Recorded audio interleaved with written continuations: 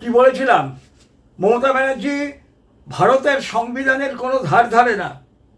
আর মমতা ব্যানার্জির সামনে election commission ঠুটো Jagannath. কেন বলছি জানেন? ভারতের সংবিধানকে উপেক্ষা করে মমতা ব্যানার্জি কীভাবে নাইজেরিয়ান প্লেয়ারদের, যারা ভারত এই বাংলায় খেলতে আসে, খেলতে আসে, তাদেরকে দিয়ে ইলেকশনের প্রচার করছে।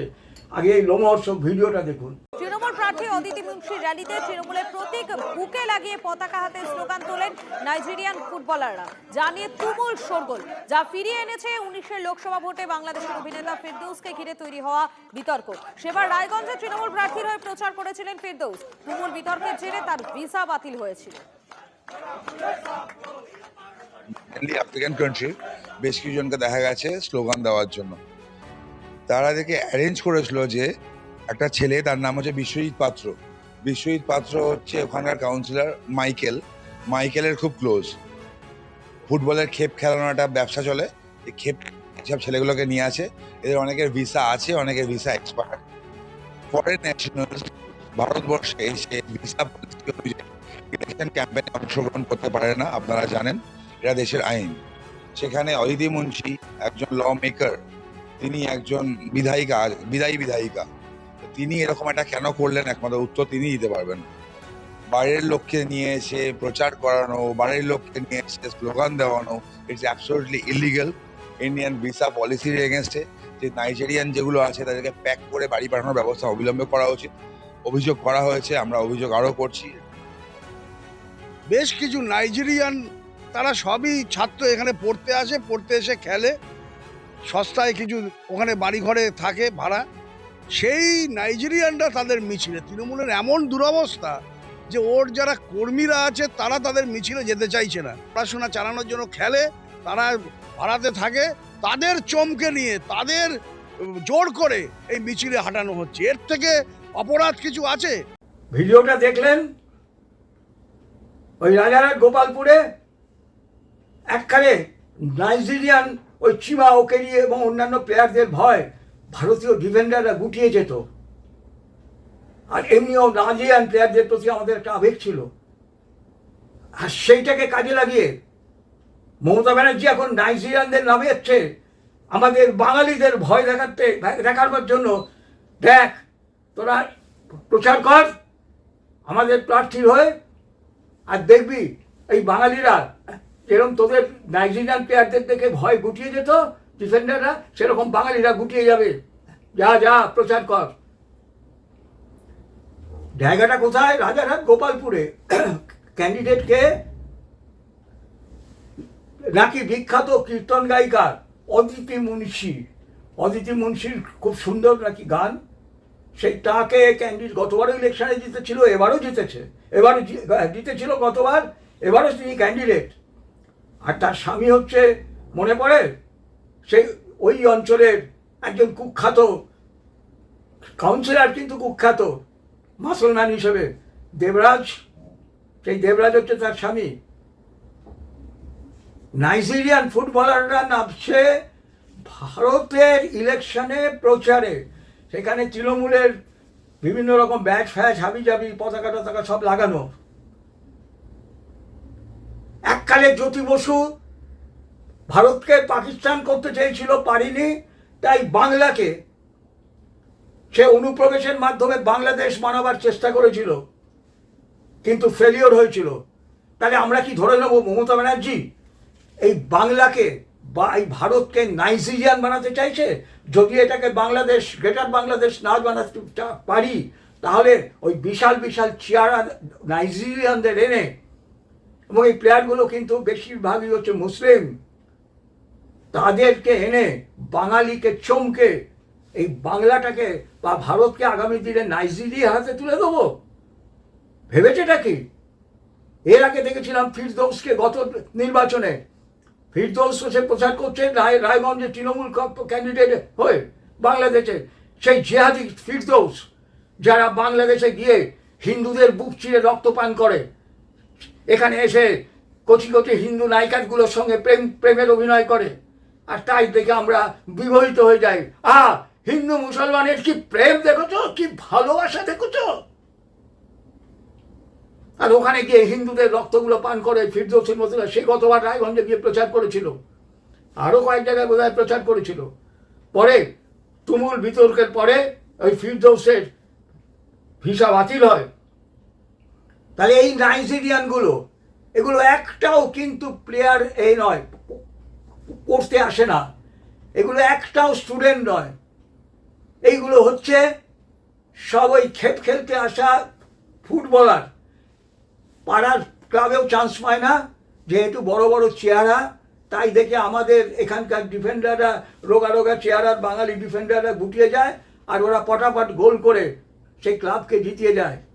আর কী আছে, যেহেতু বিদেশি কোটায় বিভিন্ন কলেজ বা ইউনিভার্সিটিতে পড়ার কোটা থাকে ভারত সরকারের সৌজন্যে, সেইগুলোকে ব্যবহার করে তারা কলেজের নামটা লেখানো থাকে। আর এখানে আশপাশের ওই নিউ টাউন অঞ্চলের জায়গায় কম পয়সায় ভাড়া থাকে, আর এইখান থেকে পয়সা নিয়ে তারা তাদের জীবন চালায়। তা করতে করুক, কিন্তু তাদেরকে নিউ মমতা ব্যানার্জি ভাড়া করে কিভাবে ভারতের সংবিধানকে উপেক্ষা করে সে প্রচার চালাচ্ছে। মমতা ব্যানার্জি ভেবেছেটা কি, আমার যা ইচ্ছে হয় তাই করব? এটা বাংলা, এটা কি তার বাপের সম্পত্তি নাকি, তার 14 পুরুষের সম্পদ নাকি এই পশ্চিমবঙ্গ, যে আমার এখানে যা খুশি করবো? যেটা জ্যোতিবাবু এককালে মনে করতো। এই জ্যোতিবাবুর যেরকম 100 বছরে দেয়ালে দেয়ালে লেখা হয়েছিল, মমতা ব্যানার্জির সব থেকে বড় পাপ হচ্ছে বিজেপিকে পশ্চিমবঙ্গে আনা। হ্যাঁ, তুমি আর মমতা ব্যানার্জি দুজনে মিলে সেটিং করে ভেবেছিলে এইটাকে আস্তে আস্তে ভারত থেকে বিচ্ছিন্ন করে ওই বৃহত্তর বাংলাদেশ করব, যেটা এককালে স্বাধীনতার আগে পারোনি তোমরা শ্যামাপ্রসাদ মুখার্জির জন্য, সেইটা তোমরা করবো। আর বিজেপি এসে তোমাদের বাড়াবাতে ছাই ফেলে দিয়েছিল। তুমি তো গেছো, বাংলাকেও শেষ করে দিয়েছিল। যে বাঙালি হচ্ছে সবচেয়ে, এককালে ব্রিটিশ আমলে ছিল ভারতের মধ্যে সব থেকে বেশি ধনী, আর সেই বাঙালি তোমার আমলে হয়ে গেল ভারতের মধ্যে সব থেকে ভিখারি। আর এখন মমতা ব্যানার্জি কোনো সময় বাংলাদেশ থেকে আর্টিস্ট এনে, কোনো সময় নাইজেরিয়ান প্লেয়ার যারা এখানে ওই তথাকথিত কলেজে ভর্তি হয় আর এখানে খেলে বেড়ায়, তাদেরকে দিয়ে বাঙালিকে চমকানোর জন্য তাদেরকে দিয়ে ইলেকশনে প্রচার করছো। আর অদিতি মুন্সিকে বলছি, তুমি নাকি করো, কীর্তন গাও। কীর্তন সঙ্গীতটা কার থেকে এসছে? কীর্তন সঙ্গীতটা এসছে কোন জায়গা থেকে বলো তো, বলতে পারবে? মহাপ্রভুর ওই যে ভালোবাসা, যে উদাত্ত হয়ে সেইখান থেকে। আর সেইখান থেকে এসে তুমি নাইজেরিয়ানদের দিয়ে হিংসা চালাচ্ছ। তোমার কীর্তন গানটা হচ্ছে তোমার মুখোশ, ওই কীর্তন গানটা হচ্ছে তোমার মুখোশ। আসলে তোমার মধ্যে একটা রক্ত পিপাসু, রক্তচোষা একটা ভাব তোমার মধ্যে রয়েছে, তোমার আর তোমার ওই স্বামী ওই দেবরাজের মধ্যে। তোমরা দুটো হচ্ছে এই মাল। মমতা ব্যানার্জি তো ইলেকশনে জেতার জন্য যা খুশি তাই করতে পারে, পারলে সে হামাসকে এনে এখানে টানা করে চালিয়ে দিয়ে ইলেকশন জেতার চেষ্টা করতে পারে। Mamata Banerjee can do anything E like. কোথায় গেল ভারতের ইলেকশন কমিশনার? ইলেকশন কমিশন দেখছে না কেন ইলেকশন তার বাতিল করে দেওয়া হবে না? অদিতি মুন্সির ইলেকশন ক্যান্ডিডেট কেন বাতিল করে দেওয়া হবে না? সে বিদেশ থেকে এনে কেন করবে? তাহলে তো ভারত পৃথিবীর যে কোনো জায়গা থেকে এসে এটা হামাসও বলতে পারে আমরা এখানে এসে প্রচার করবো মমতা ব্যানার্জির জন্য, অদিতি মুন্সির জন্য, যার এত ভালোবাসা, কীর্তন গায় নাকি। আমরা হামাস বলবে, হিজবুল্লাহ বলবে, বা বোকো হারাম বলবে। বোকো হারাম তো ওই নাইজেরিয়ারই, যেই বোকো হারাম যারা ওই নাইজেরিয়ার ওদের বিরোধী অঞ্চলে স্কুলগুলোতে ঢুকে বাচ্চা 10 বছর মেয়েগুলোকে তুলে নিয়ে চলে যায় এবং তাদের ধর্ষণ করে করে তাদেরকে ছিন্নভিন্ন করে পরে তাদেরকে ছেড়ে দিয়ে যায়। এরা তো সেই মাল। এই নাইজেরিয়ান যেগুলো আছে এগুলো তো সেই মাল, তাদের রক্তে তো সেইগুলো রয়েছে। জানো না অদিতি মুন্সি তুমি বাঁচবে ওদের হাত থেকে? ভাবছো ইলেকশনে জিতবো, আমার স্বামী দেবরাজ আরো মাল কামাবে, আমরা আরো ভালো থাকবো। এককালে খুব কষ্টে ছিলে, এককালে খুব কষ্টে তোমার পরিবার ছিল। এখন আমরা মার্সিডিস থেকে আরম্ভ করে আরো কি সব আউদি ঘাউদি অনেক রকম গাড়ি আছে, সেই সব আমাদের থাকবে, আমরা সেরা ধনী হব, এইসব এইসব ভাবছো না? তাই নাইজেরিয়ানদের দিয়ে প্রচার করাচ্ছ। ইলেকশন কমিশনকে বলছি, আপনার ওই ল্যাচ গুটানো ভাব, আপনার ওই মধ্যবিত্ত সুলভ থলথলে চেহারা নিয়ে আপনি গলার জোরটাকে বাড়ান, গলার জোরটাকে বাড়ান, আর অ্যাকশন নিতে শিখুন। আপনার চাকরির কিছু হবে না। এরা মোদিজি ক্ষমতায় থাকবে, আপনার ভয় নেই। আপনি ভাবছেন মোদিজি চলে যায় তখন যদি ওই যে এসপি দেবাশিস পাত্র তার মতো আমার অবস্থা হয়, আপনার কোনো ভয় নেই। মোদিজি ভারতবর্ষে থাকবে, মোদিজিকে হারাবার ক্ষমতা এদের কাউ নেই। আপনি অ্যাকশন নিন, ওর ইলেকশন ক্যান্ডিডেটটা বাতিল করুন, অবশ্যই বাতিল করুন। এটা তো দেশ বিরোধী। আমি যদি বলি এই দেশ বিরোধী চক্রান্ত এগুলো হচ্ছে, যেরকমভাবে ট্রোজান হর্সের ওই হর্সটা ছিল, সেই হর্সটা এত সুন্দর ছিল, সেই হর্সটাকে ট্রোজানরা ভেতরে নিয়ে গেছিল, পরে তার থেকে গ্রিক সৈন্যরা বেরিয়ে ট্রয় দখল করেছিল। তো এরা যে ভারতে ঢুকে ভারত দখল করবে না বা আমাদের পশ্চিমবঙ্গকে দখল করবে না, তার কি মানে আছে? খেলার আড়ালে ঢুকে মমতা ব্যানার্জির কিছু যায় আসে না, মমতা ব্যানার্জির কিছু যায় আসে না। তারা থাইল্যান্ডের তাদের যা ব্যবস্থা করার তারা করে রেখে দিয়েছে থাইল্যান্ডে। তাই থাইল্যান্ডের মেয়ে তাদের পরিবারের বধূ হয়। বাংলায় নাকি কোনো মেয়ে নেই, বাংলায় কাউকে ভালোবাসা যায় না, তাই থাইল্যান্ড থেকে বউ আনতে হয়।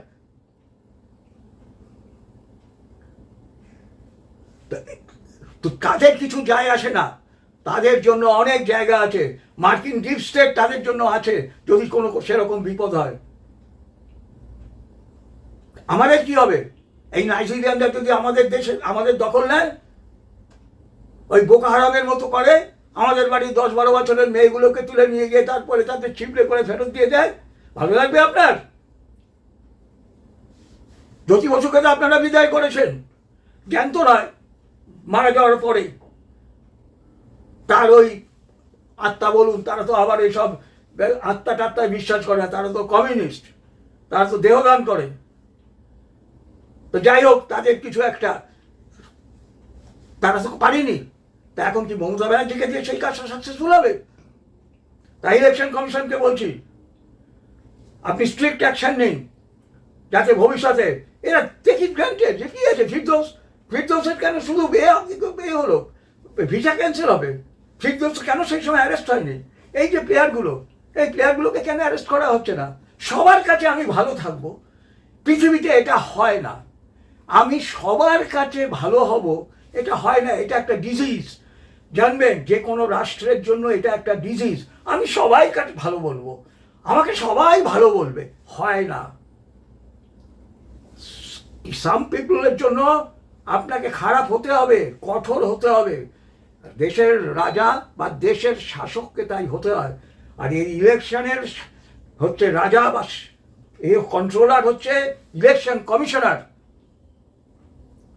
কোর্ট এই ব্যাপারে আপনাকে কোনো কথা বলতে পারবে না। সুপ্রিম কোর্ট কথায় কথায় যে মমতা ব্যানার্জি গলায় কালো চাদর দিয়ে আর সুপ্রিম কোর্ট তাকে ঢুকিয়ে দিল, আমরা ঢুকতে পারবো সুপ্রিম কোর্টে? এরকমভাবে আর্গু করতে পারবো? সব জায়গাতে কেন সে ফেভার পাবে? কেন মমতা ব্যানার্জি সব জায়গায় সর্বত্র ফেভার পাবে? বাংলার মুখ্যমন্ত্রী হিসেবে তার যে সাংবিধানিক অধিকার সেগুলো সে অবশ্যই পাবে, কিন্তু সর্বত্র কেন মমতা ব্যানার্জি ফেভার পাবে? মমতা ব্যানার্জিকে কেন এইভাবে সবাই ফেভার দিয়ে যাচ্ছে? কেন সবাই ফেভার দিয়ে, কি কারণটা কি? কোন চক্র মমতা ব্যানার্জির পেছনে আছে যে যার ভয়ে আপনারা সবাই চুপ করে থাকেন? তাই ইলেকশন কমিশনকে বলছি, আপনি ওই নপুংসক ভাব ছেড়ে দিয়ে ওই হয় অদিতি মুন্সির ক্যান্সেল করুন ক্যান্ডিডেটচার বিদেশে দিয়ে প্রচার করার জন্য, অথবা নাইজেরিয়ানদের ধরে পত্রপাঠ জেলে ঢোকাবার করুন, পরের দিন। তাহলে বুঝবো আপনি কিছু করেছেন, নাহলে বুঝবো আপনিও হচ্ছেন এই বৃহত্তর চক্রান্তের অংশ। হ্যাঁ, আপনিও হচ্ছেন এই বৃহত্তর চক্রান্তের অংশ। জয় মা কালী, জয় বঙ্গ, জয় শশাঙ্ক।